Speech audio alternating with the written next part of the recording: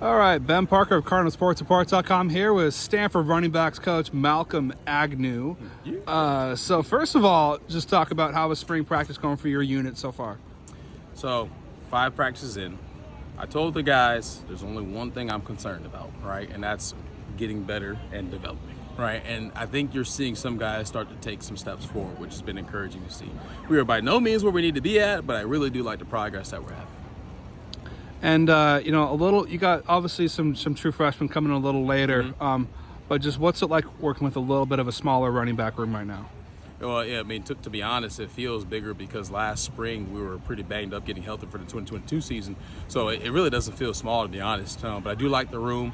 Those guys are really conscientious about getting better and improving, right? So I really do like the room. And just what have you seen from Cedric Irvin so far? Has a year under his belt. He showed some good flashes last year.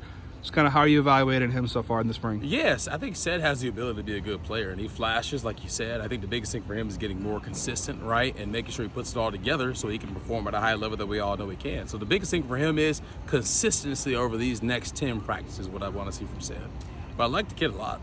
Yeah, and just in terms of like kind of emphasis, how do you kind of divvy up time between pass protection, run blocking, carrying the ball? Just how do you kind of address all those issues holistically? Yeah, good question. To be honest, for us, right, the most important thing is protecting the ball, protect the quarterback. Top 2, right? Top 2, not 2. They're both the most important things that you got to do. So we spend a lot of time on that, right? And then we'll always try to work some type of run, read, drill in each day, just to make sure we stay sharp with our reads in the run game, and then our overall foot quickness will mix in as well. But the top 2 tiers are pass protection and protecting the ball. So we spend the most time on that.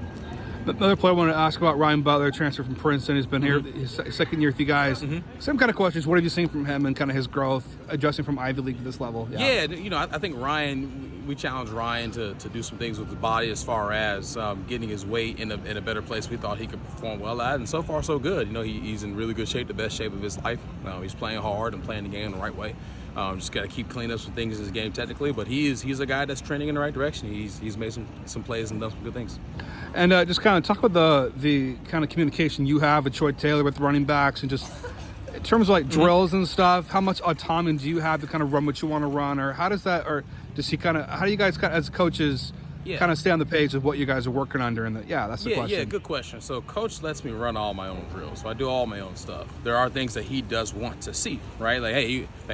He wants our guys to be able to protect the quarterback, which that's the number one job with RB play, with that and protecting the ball. But I do all my own drills, so it's like I have my own progression for my pass protection, right? I have my run read progression, right? I have my footwork progression for things that apply with the skill set to play the game, play the position. So, but he will tell me, hey, I really want to see improvement in this area, and I'm like, okay, well, I'll make sure I do what I need to do. So, but yeah, he gives me autonomy over my drills. And how did you kind of develop kind of your coaching drill routine? Was it coming from your playing days? That's a great question. Seeing the other coaches, just kind of you kind of developed out the repertoire that you have of drills now? Yeah, so to be honest, it's you take things from all the people that you either experience as a player that have coached you, or guys you see at other places that do things that you like, and you kind of piece it all together to make it your own, right? So there's things that I've seen from coaches that I had at Oregon State when I went to school there, at SAU Carbondale when I went to school there, right? When I worked at Nebraska in the recruiting department, I stole some from that guy that was a running back coach there. So you kind of just compile it all together and figure out, okay, this I do like or this I don't like, and then you end up making it your own and making your own actual system. So you kind of take bits and pieces from everywhere, and then I think you kind of try to put your own little spin on it. Like there's definitely some things that I've created on my own, that I have not seen from other guys. But most of the time it's okay, I like that drill, I'll kind of make it my own and put my own little spin on it.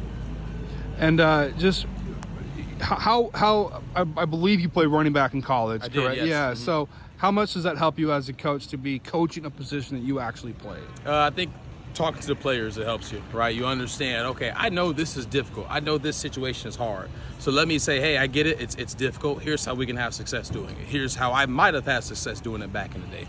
And I think they can trust your words better, right? It doesn't necessarily make you a good coach if you played the position, right? But you can relate on a different level than someone that did not, because you might have been through some of the same experiences. Like, oh, hey, when I got to do this under a certain protection, right? Oh, hey, I get into a situation in the run game, in this situation, okay, I can help him kind of navigate the space. Two more questions before I let you go. Just how much more settled in do you feel? How much does it help you have a year under your belt here at Stanford, having your second spring ball? Yeah. Just talk about how nice it is to have a year at this place now. It's major, to be honest. I think, first off, I really like the place. It's an awesome, incredible community, and I really like living here. But I would say, and for me personally, this has always kind of been one of the things I've always been proud of. My growth from year one to year two, just as an individual, as always, I felt been really high. And so it's nice to feel comfortable because it doesn't feel like it's as much work. Okay, where am I even going to go for the first day of practice, right? Where do I even go for this meeting with the all athletic staff? You know, all the little stuff you don't really know, right? That takes a lot of your energy. So now when you kind of know where you're going, know how to navigate a certain space and things like that, it makes it a lot easier to kind of get settled in and work on stuff that's really important. Final question for you, just what do you most want to see from your unit kind of going from here to the spring showcase? Just kind of what do you want to see from them during this stretch? Yeah, you know, and I know I keep saying it, but it's just 100% true. We got to continue to develop and get better, right? And that's we got to focus, fight, and finish on a down-by-down basis, right? What do I mean by that? We got to focus and make sure we're good with our alignment, our assignment. We got to fight, compete, and see competitive strain, and we always got to finish to the whistle whenever we have the ball in our hands or we don't have the ball in our hands. So I want to see that on a daily basis, and hopefully that culminates us getting better as a group. Perfect. Thanks so much, Malcolm, and good luck the rest of the spring I appreciate session. it. Thank you. There we go.